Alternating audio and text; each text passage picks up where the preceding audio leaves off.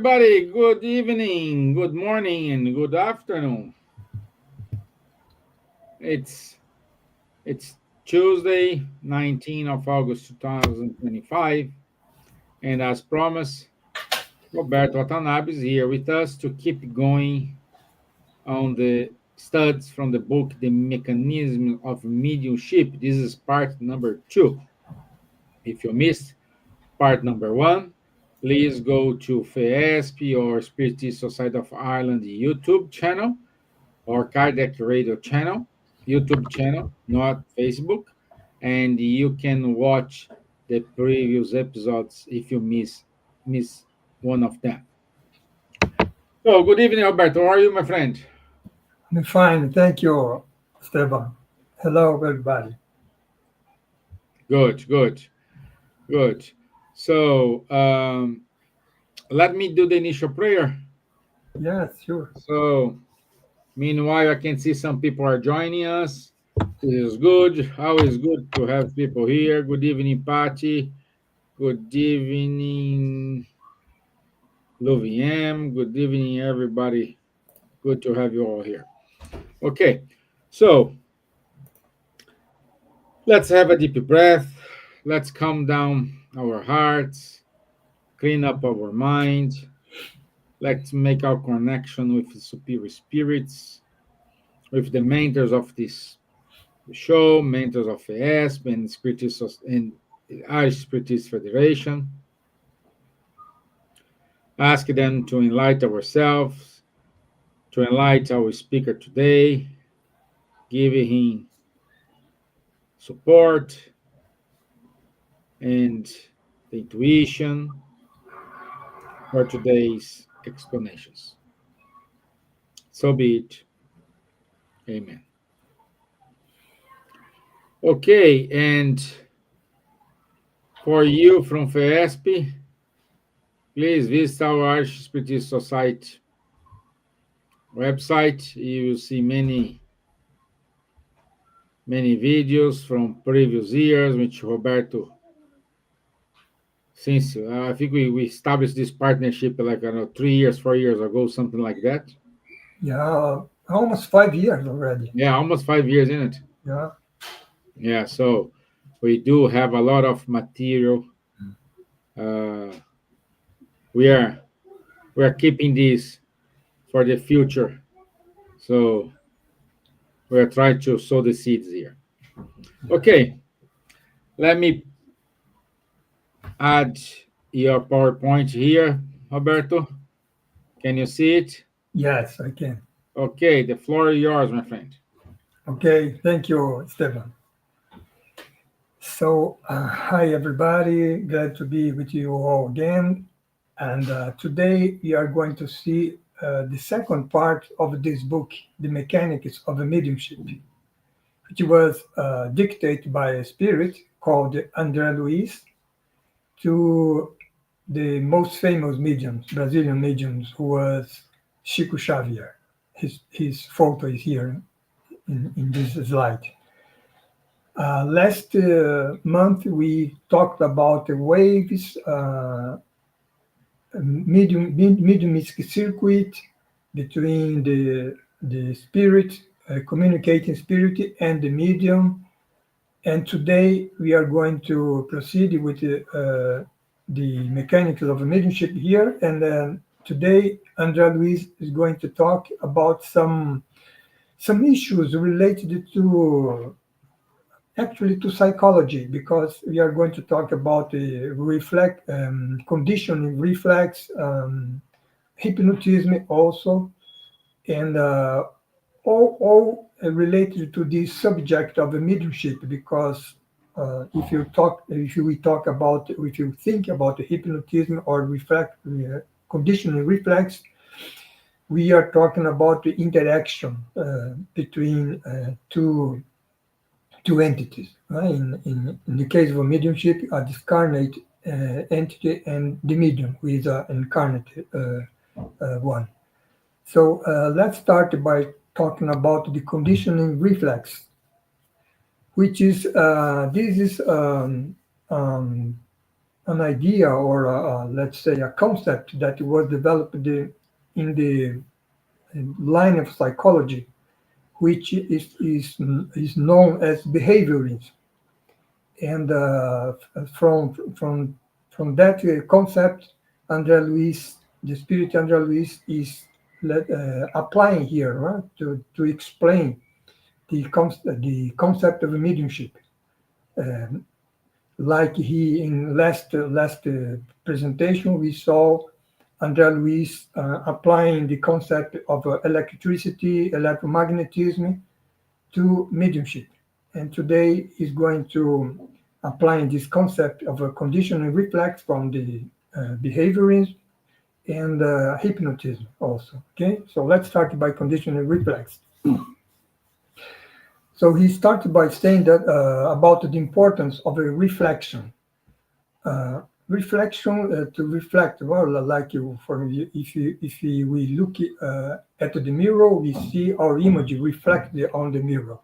So in the context here, it means the reflection of a thought, right?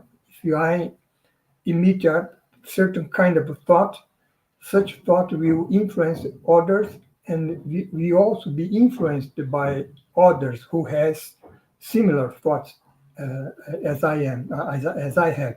Okay, so that's basically what he's saying here, that each mind vibrates within the waves of stimuli and thoughts with which it identifies itself. It means that depending on ourselves, our character, we have certain kinds of thoughts, right? And such thought that we have imposes, André Luiz says, on sympathetic minds the product of its ruminations, while receiving back, in turn, what characterizes the, let's say, the product of the rumination of those sympathetic minds, right? So meaning that whenever I think about something, that issue that I'm thinking will have impact on those who think like me, and then their thought also influenced in my thoughts, right? So there is this kind of a mental interaction. It's not something physical, right? Not something that we can see or we can hear. It's just mental, and this dynamic. André says, is independent of the spatial distance because the thought that I'm emitting now can have an impact in someone in Japan, for example, right? Or whatever, right? So, and is more effective when the process of mental exchange is conscious, when I thinking in something consciously. Right? And that's why, André says, reflection is very important in our day, every day, in every day of our life, because depending on what we think, we will influence and will be influenced by others, right? Influenced others and then be influenced by them. So in some cases, reinforcing what I'm thinking now, and then if you might thinking something good or something evil make a total difference, right? And there are some types of reflexes. Uh, and then Luis reminds us here about Ivan Pavlov, right? The Russian physiologist. He was a scientist, right? He lived in the second half of the 19th century and the first half of the 20th century. And then Derby says here that the Pavlovian school developed knowledge regarding conditioning reflex. So this was the origin of this concept here.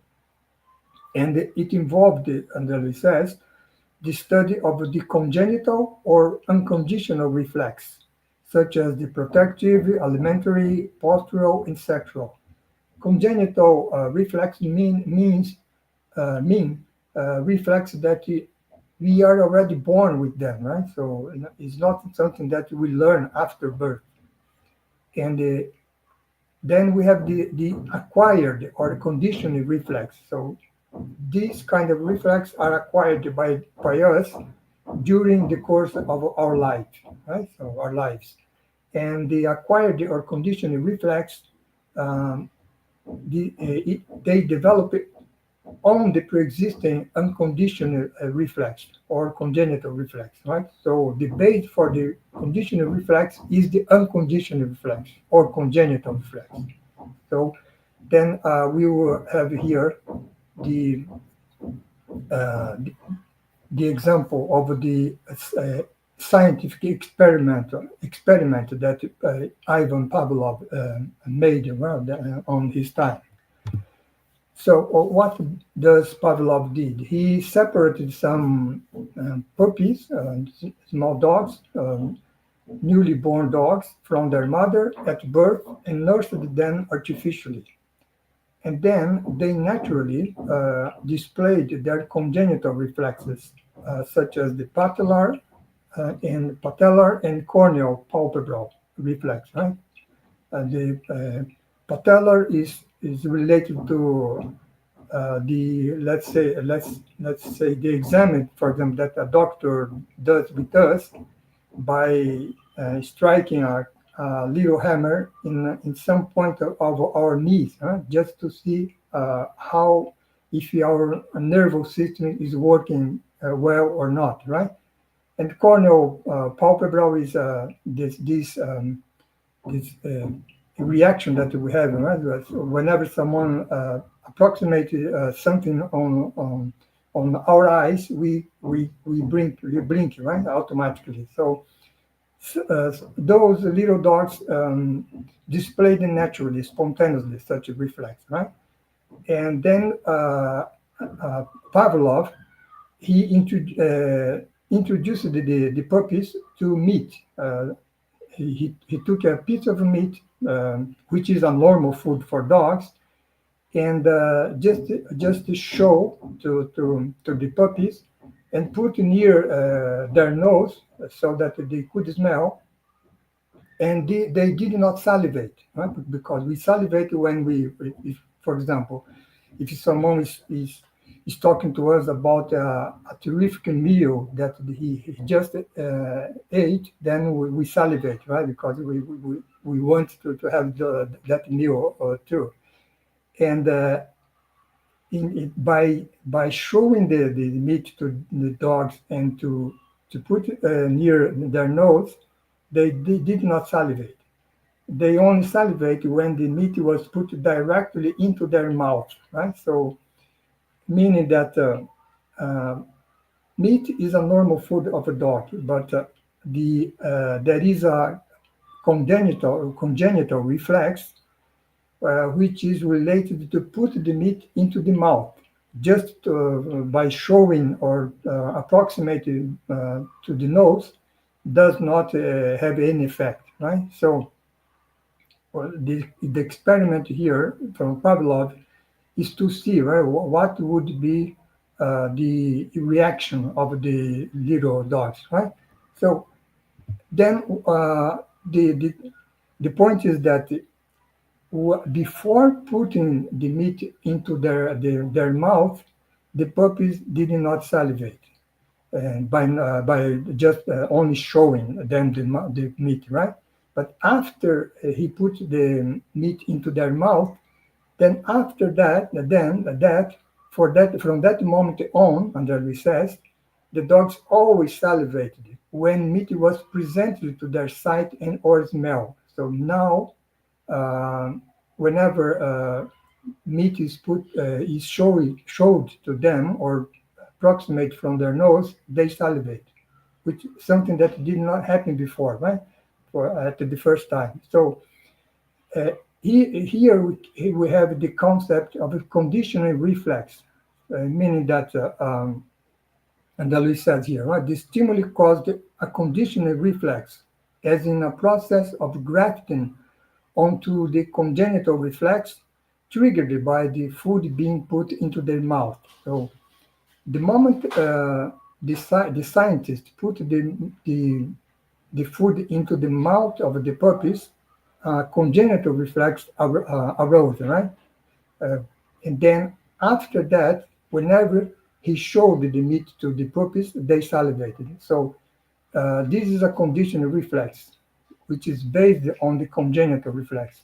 A little bit complicated, but just to have an idea, right? And this is the concept that Andrea Luis is going to utilize here, right? Relating to mediumship. So, and then Andrea Luis says that such reflex principles, they can be applied to the psychic reflex.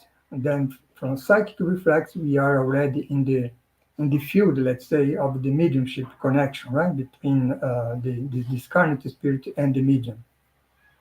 And then he said that we can appreciate the richness of the conditioned reflexes by means of which the human spirit and mental life expands. So, meaning that, for example, let's imagine a simple case of a conditional reflex. The process of learning, for example, right? We go to the school, we don't know the issue that we are going to study, then there the professor is going to teach us about that issue, then we will learn that issue, and then once we, we we learn that issue, then we don't need to have any teaching anymore, right? So this is a kind of a conditional reflex, and we'll see this later here, right? So that's why the human spirit and mental life expands, as Andrade said, right? Any action of teaching and learning, for example, involves such conditional reflex, right? And also, for example, learning to drive, learning to swim, right, to run a bicycle, all of them involve such kind of a reflex. And in this mental life, which is expanded by the conditional reflex, reason acts as a light on discernment, Anjali says, giving the spirit the privilege of a choice. So it means that by through the conditional reflex, we learn lots of things, but what we want to learn depends on us, right? So uh, is our choice, right? It's up to us, and it is in this conditional reflex of the psychic activity. Now he's talking about mental interaction, that the unconscious process of the mediumistic connection begins, right? So here approximate to the issue of mediumship. So then next he talks about induction agents. You see, he just talked about reason acting on our discernment and on and our ability to choose, right? Our free will. And then if we have the free will, we can choose what we want, what we would like to do, what the goals that we want to achieve, right? So this is he calls as self-suggestion. Right? Self-suggestion has been fully proven, he says, encouraging this or that connection or this or that habit. So if we choose a specific goal in our life, that is something that we choose by ourselves. This is a kind of a self-suggestion, but and such goals are an inductive agent because it compels us to think about the ways to reach that goal, right? So and that's what Andrea Luiz is saying here. And by doing that, he says, we are automatically connected in spirit with all the incarnate and discarnate beings that think the same way that we are thinking, right? So uh, if other people has goals, the same goals that we have, then we automatically are mentally connected to them, right? So that's why a conversation that we choose to have, a choice about a book that we decided to read, a thought about a certain subject, all these are induction agents in the sense that by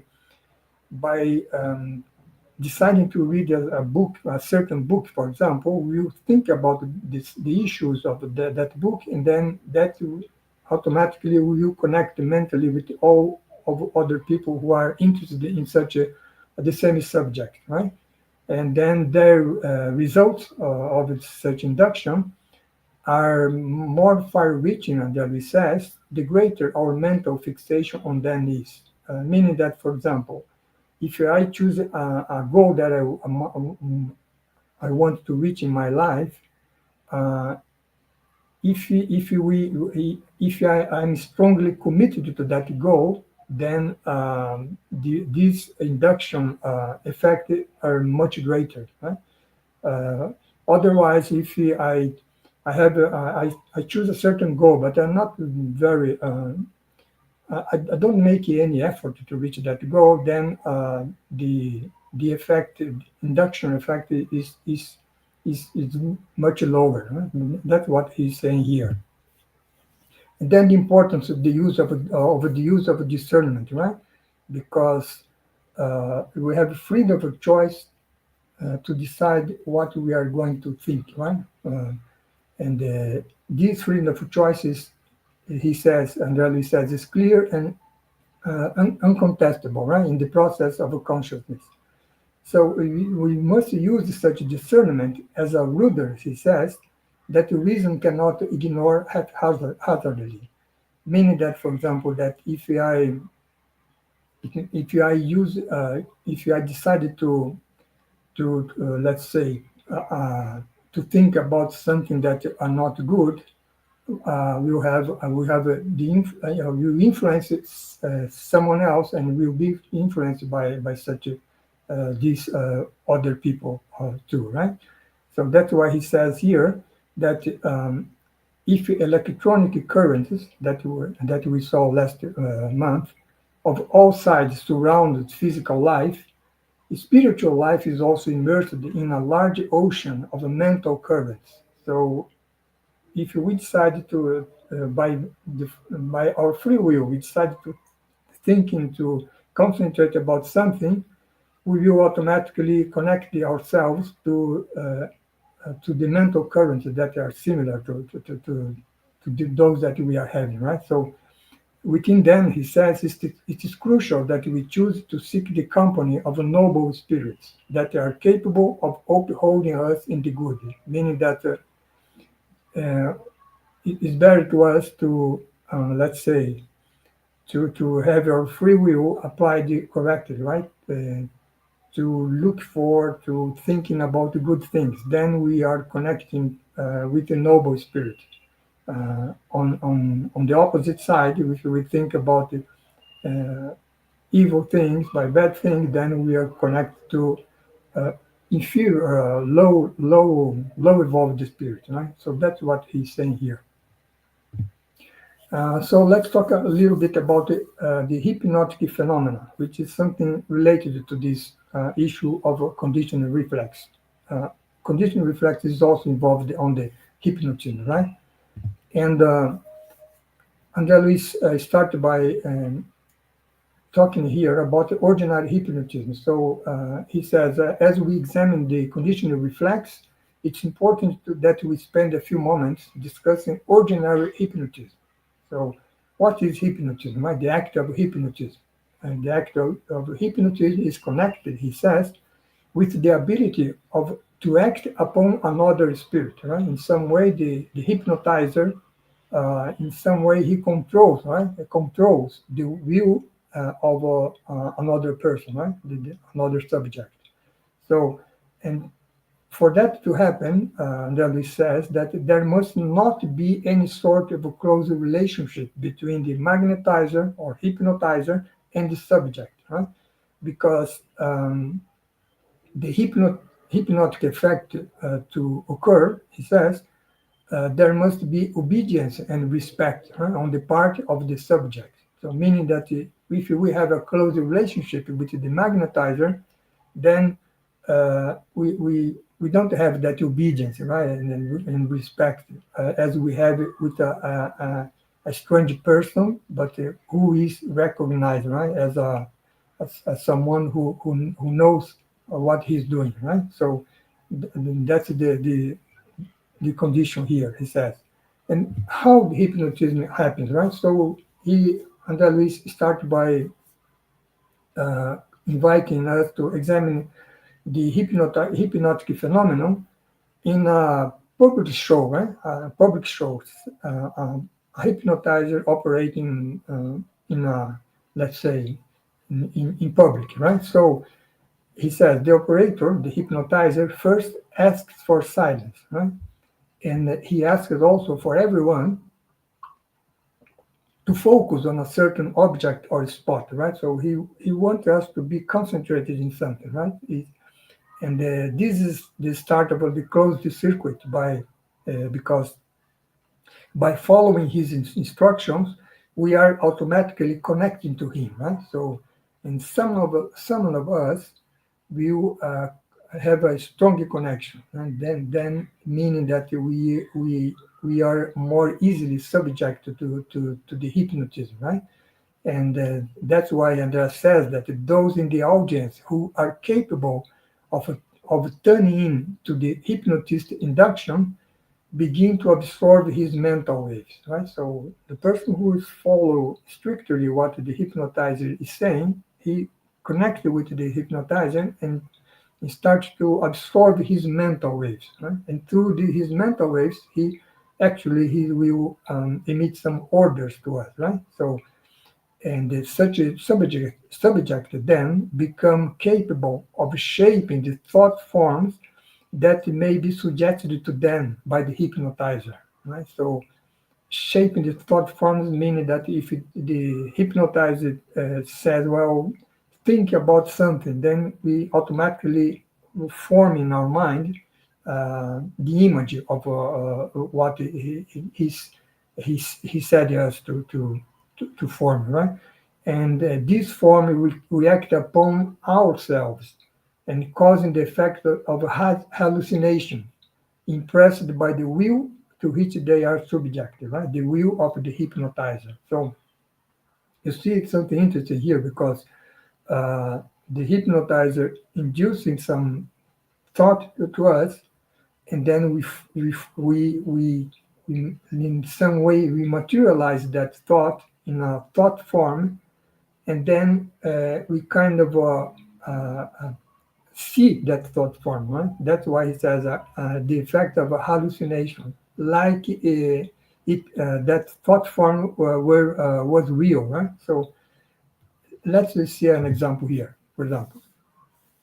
Well, then he says that the most subject will be in an ordinary hypnotic state, and some will fall into a lethargic state. In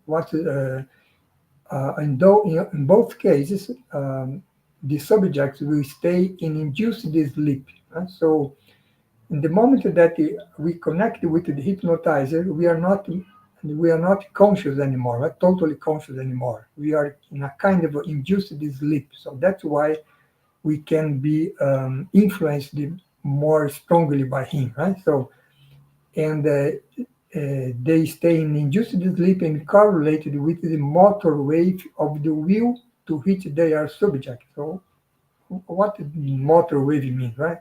It means that the will of the hypnotizer. So, if he commands us to do something, we do. So that is the motor wave, right? So the mental thought of the hypnotizer make us doing something that he's asking us to do, right? And a few, Andrea Luis says, will fall of the subjects, will fall into a there in the public, right? Assisting the show, the hypnotic show, hypnotic show. A few will fall into a cataleptic or somnambulistic state, right? Somnambulistic state. So in this case, the subject mental wave react upon themselves and cause the partial or total disengagement of the perispirit. So this is a more complex situation here, right?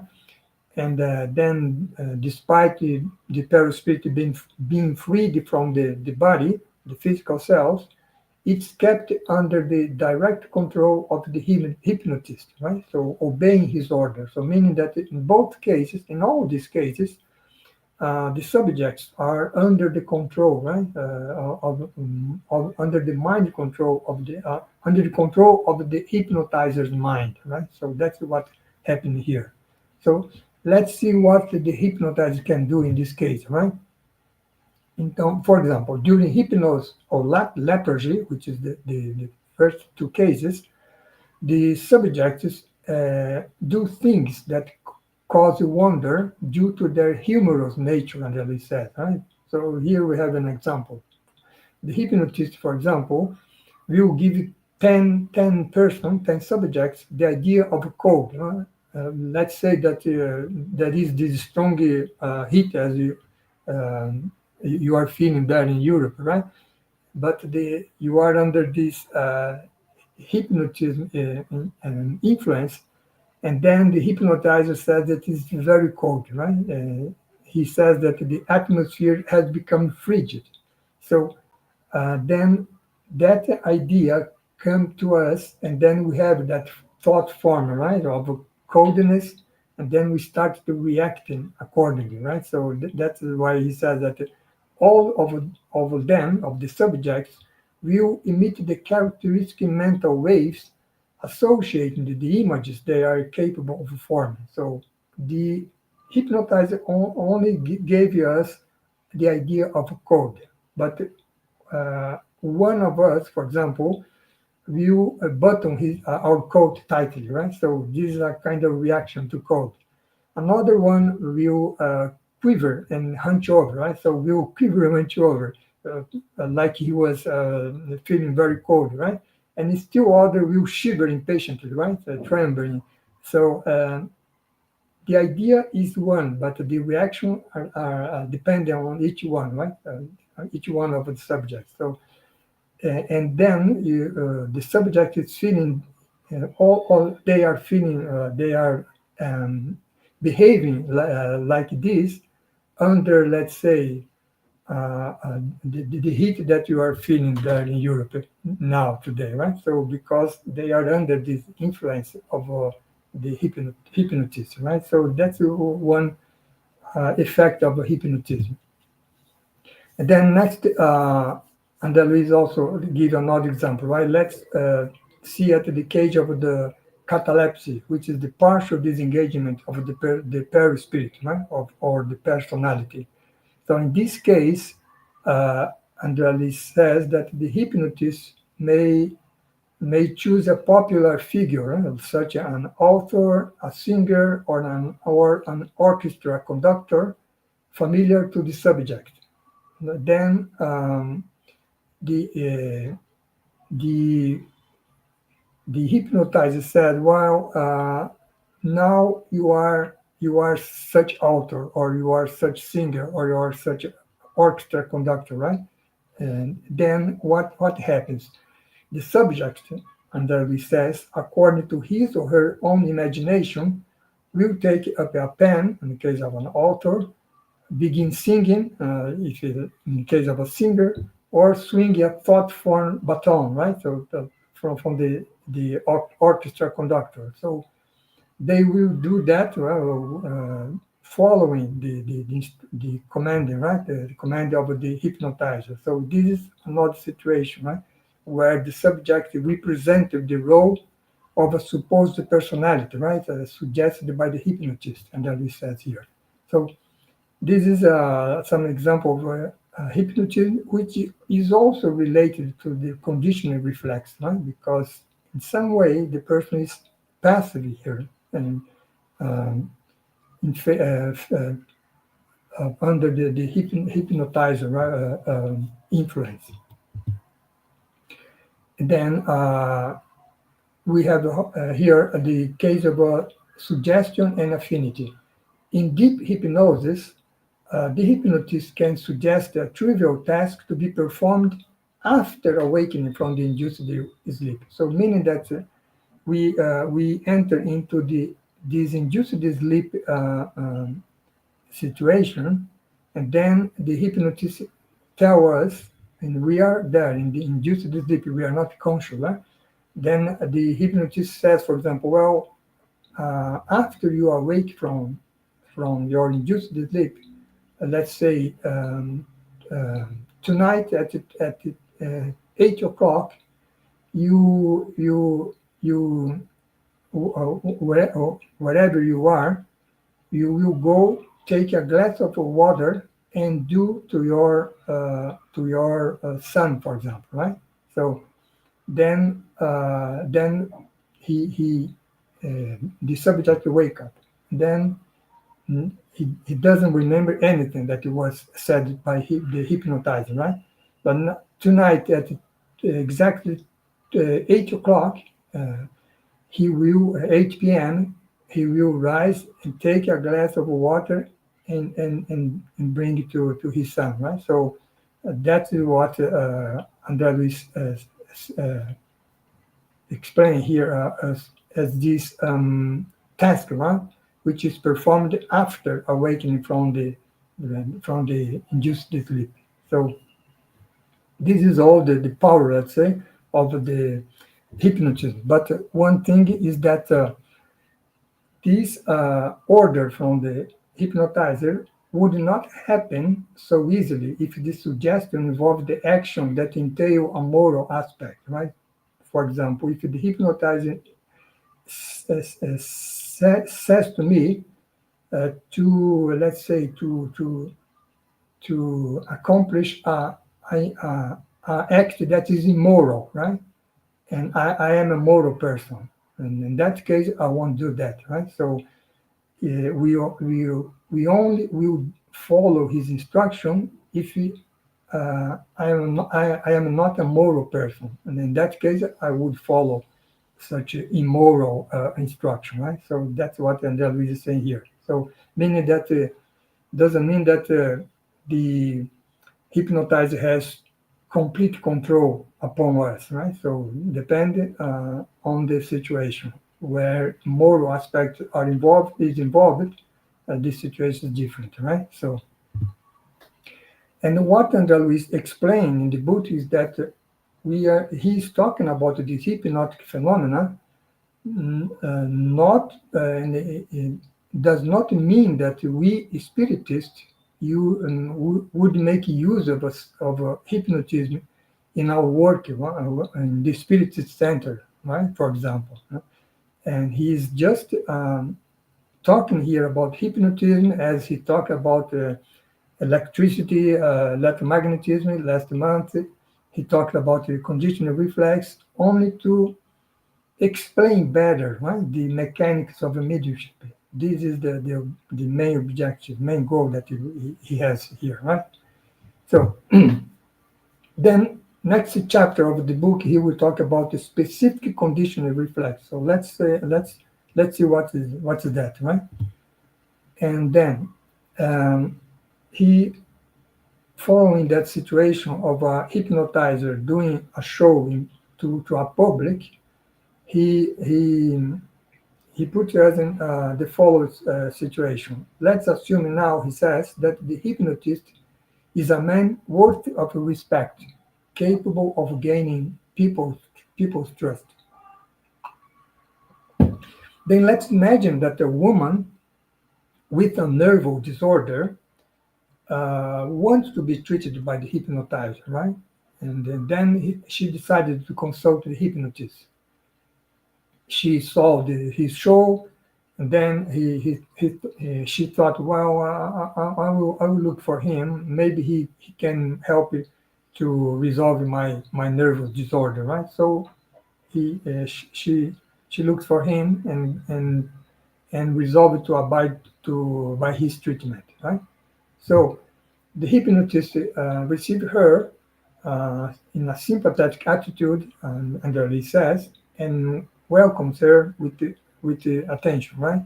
He takes her hand and enters the aura or halo of her energies while asking her a few questions. Well, what he's doing here is connecting, right? Is the connection that he's doing with the woman. And then with his direct touch, he injects the strong, revitalizing current into the patient while speaking with encouragement and hope, right? So he, in some way, he's already treating her, right? and uh, she's receiving such treatment by her will, right? So she wants to have this treatment. So then uh, he started the hypnosis process, right? He invites her to sit in a large chair that will help her relax more easily. He places his left hand on her head and holds two fingers of his right hand and at an elevated angle from her eyes. So then she in induced the hypnosis is influenced by the will, by his will that temporarily commands her senses, right? And then he says, well, sleep peacefully, everything is fine, you will awaken free of any malady. So all of this, you see that is the hypnosis process, but at the same time is a conditional reflex process, right? So it's very similar. And then what happens? So she's there in induced sleep, right? Then while she's the woman is asleep, her own that is interesting here. Her own renewal mental waves acts upon the cells of her body, you know, her psychosomatic, physio-psychosomatic vehicle, so it's her body, you know, Andreas says. And then after about 15 minutes, the hypnotist wakes her up, right? And then she feels great improvement, and she thanks him, right? Wow, you helped me a lot, right? But what really happened here? What really happened here that she was induced in a way that she by herself, by her renewing mental wave, she acted upon her body, right? So in some way, the hypnotizer here acted only as a means that we says of excitation and influence. All the job, let's say, was doing by the patient herself, right? In this case, so that's something very interesting here, right? So he's induced to do that, right? So this is the mechanics here. And then the second session of the treatment, she will go to the treatment more enthusiast, right? For enthusiast for the treatment, and then it is an offer for her, and he says, to merely meet the hypnotist again to enter into that conditional reflex state. Right? Then, after some treatment, it is enough is to sufficient for the hypnotist to give some kind of object to the woman, and then by looking at that object, she will enter in that healing hypnotic state by herself, right? So after some sessions, she doesn't need to go there anymore. She just take the object that hypnotizer gave her,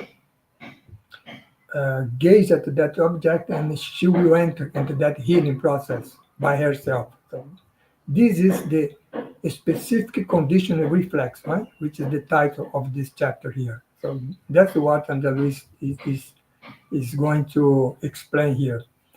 And this constitutes, he says, a specific conditional reflex and explains the supposed curative power of certain physical relics or talisman. Right? So whenever someone gives us a talisman, for example, an object, right, say, well, this will cure you. Right? So whenever you look at this talisman, it will cure you. Right? It's not the talisman that cures us. Right? So the talisman only put us in that healing hypnotic state. Then our own mental waves that cure ourselves. So that's what Andalus is demonstrating here. So all of these conditionally reflects this hypnotic process.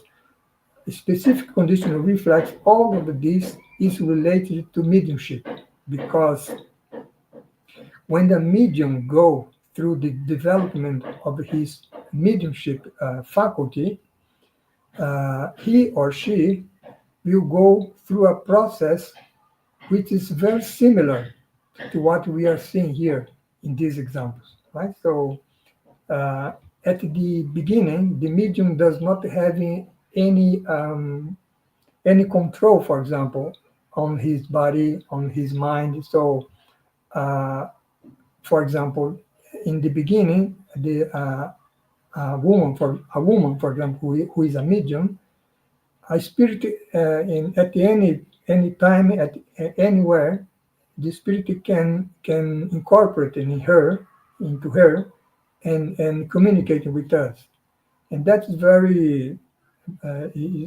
is not correct, right? Because you we must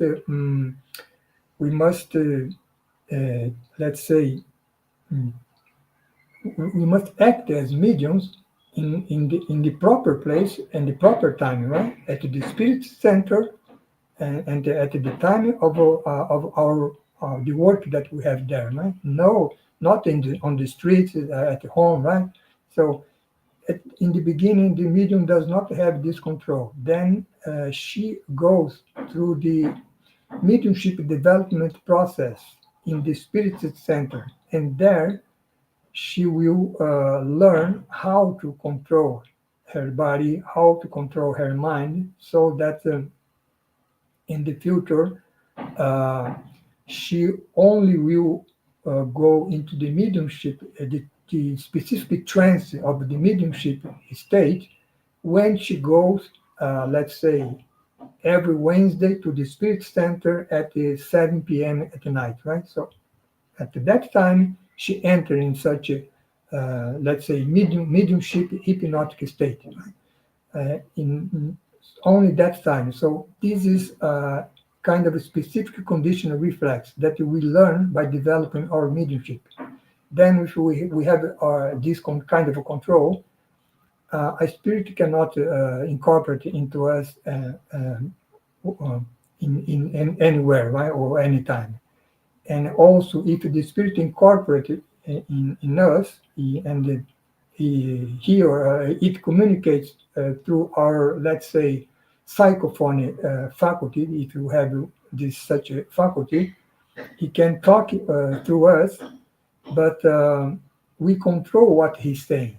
We as prepared medium, we can the spirit cannot say whatever he wants, right? He cannot shout, for example. He cannot let's say beating someone, right? So he is controlled by the medium. So the medium has gone through a mediumship development process. So such process is similar to what we are seeing here, right? Is an example of a specific conditional reflex. So that's what we have such all these issues here brought by André Luiz. So such a phenomenon, magnetic phenomenon means this influence, right? That we have on others and the other have on us, depending on what we are thinking. This happens in our everyday life. So it's not only in the spirit center or in some specific places. It happens in our everyday life, but it happens in a certain ways that we are going to see here, right? So for example, look at the, Andrea Luiz says, looking at the hypnosis at the public demonstration, the situation where the hypnotizer is making a show to a public, we see that he controls the psyche of several individuals, right?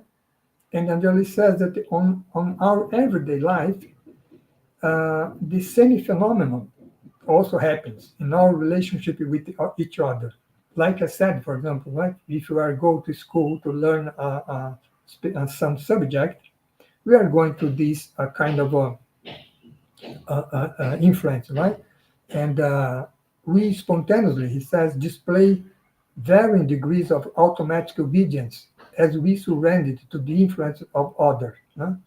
Thinking about a child, for example, obeying to his father, for example, right? Is a kind of obedience, right? The child has respect for her father, for its father, right? So he will follow what the let's say the instruction that the father give him or her, right? So that's why the situation of these uh, let's say these everyday life influence starts at birth, right? So, for example, the home is the most powerful induction center, Angeli says, because during childhood, as an example I gave, the reincarnated spirit receives from its parents um, the education, right? The method of conduct that will guide its life. Then later, that child goes to the school. Right? So then the ordinary teachers of the school become guides for the students. Right? The teacher slows down its wavelengths because he knows a lot comparing to the child, right? And the student make their wavelength shorter, meaning that the student concentrate on what the teacher is saying, right? And the teacher try to explain slowly and clearly what he are going to teach, right? So this means slow down the wavelength of the teacher, and the student to make their wavelength shorter. And then that is the adjustment, right? Then the learning process can happen. And then after school, such a teenager, such a young, now a young person, face the responsibility of a profession, right? Then on his or her work, again, he will have this new school, right? For learning new things. So they home, school, work are all induction centers where we are influenced, why we are learning something. That's why we are all mediums, and as it says, right? Conditioning reflex and suggestions are indispensable ingredients for education and spiritual growth. And then we can go, for example, to someone who is a Catholic to go to the church, right? Someone who is spiritist to go to the spirit center. So uh, all in all those places we are going through this conditioning reflex and suggestion. And at each step, and as it says, we are reflectors of the forces that we assimilate with the power of our will, meaning that we assimilate what we want to assimilate. Right? That's very important. Our free will is very important in all this process. That's why it's crucial, and that it says, to remember the imperative to persevere in the good. Right? Because if we think or talk about negative matters, then we incorporate the influence of incarnate or discarnate spirits that nourish such negative matter, right? Meaning that we reinforce such negative matters. And so that will, at the end of the day, will harm us, right? It's better to think and talk about the positive matter, right? So good matters. Then we will reinforce and be reinforced by good things. So that's basically what Andal is saying here, right? So you see that when we talk about the mediumship, we think about the medium in the spirit center, um, entering into connection to the discarnate spirit and communicate, and the spirit discarnate spirit communicating through the medium with us. So this is what we talk about mediumship. But uh, the fact is that we all are mediums, right? We have this kind of reciprocal influence every time, everywhere, right? So that's what Andal is bringing to us here. Huh? So, and then he talks, I think in the last slide here, he talked about the degrees of obsession, right? So if we are in a state of a deliberate attention, he says, we open ourselves up to violent forces, right? So if you are very angry, for example, emotionally very angry, thinking about revenge, for example, hate, then we open ourselves to violent forces, meaning that that hate that I'm feeling that is reinforced by other people who think similarly, right? So this may lead us to act violently in a way that we would never do in a normal situation. And then after that, we will deeply regret, right, what we have done. So that happens when we are in this situation, state of deliberate tension. Uh, and then that's why Andalus says here, right? We have become pitiable mediums of disharmony, acquiring serious debts with the wrongs we semi-consciously commit. Because when emotion control ourselves, we don't think well anymore, right? So that's why we are semi-conscious, right? And that's because, Andalus says, as far as the law is concerned, our own will is responsible for all our problems of attunement, right? So,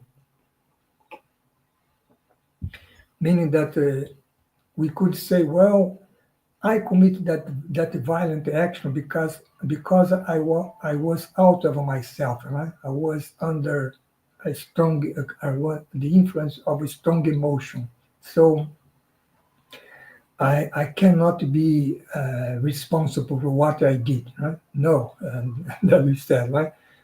We at the beginning we have the free will to to to get into that emotional state, right? So we there was a point where we could decide whether or not we should enter in that situation.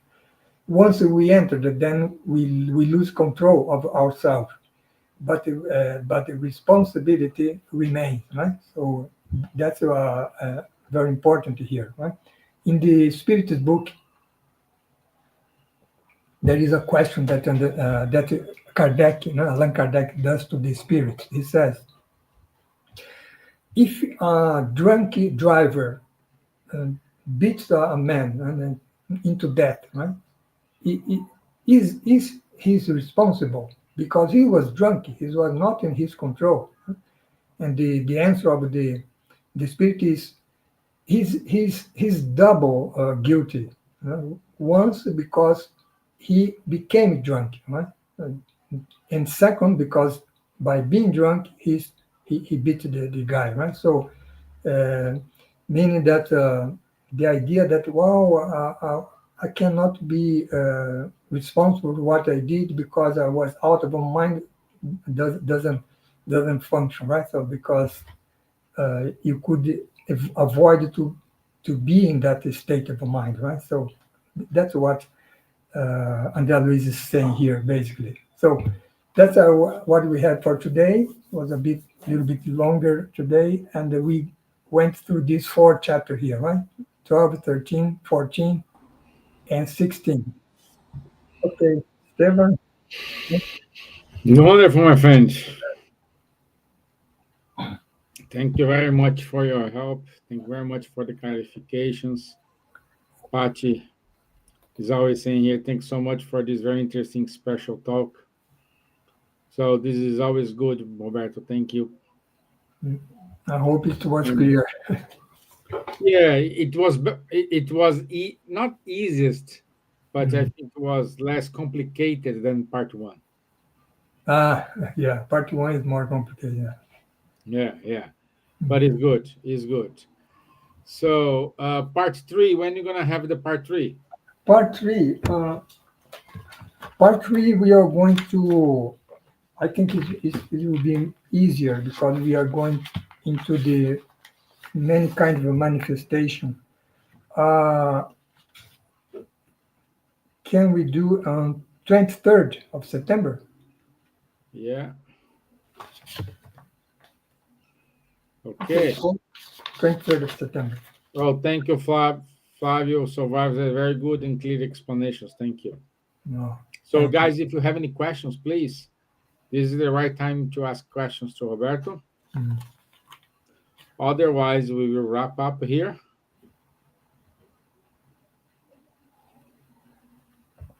No question. Yeah, no questions. So you were very clear, to be honest. I hope so. Yeah, yeah. Okay. You mind to do the final prayer for us? Sure. Okay. Okay, so thank you everybody uh, for following us in this presentation today. And then let's raise our thoughts to thanking all the spiritual benefactors who are always helping us in this study of spiritism. Let's also thank Jesus for this opportunity to be here reunited in his name. And last but not the least, let's thank God, the Heavenly Father, for the opportunity of this incarnation that we have, where we can study a little bit more about these issues related to our life here on earth. So be it. Thank you. Thank you. Also, Fabiola Mello, amazing. Thank you. So, my Uh, friend, thank, that's a thank good you. reaction, saying you were doing an amazing job. Wow, I thank you. Yeah. Yeah, Yeah. Thank you all who watched us today. Stay tuned. We'll be back here on the 23rd of September with right. part three of the Mechanism of Mediumship book. Okay. Okay? So, enjoy the rest of your day. Roberto, thank you. Thank Fesp, you. thank you. And I'll see you in September. Thank you. Bye bye. Bye bye.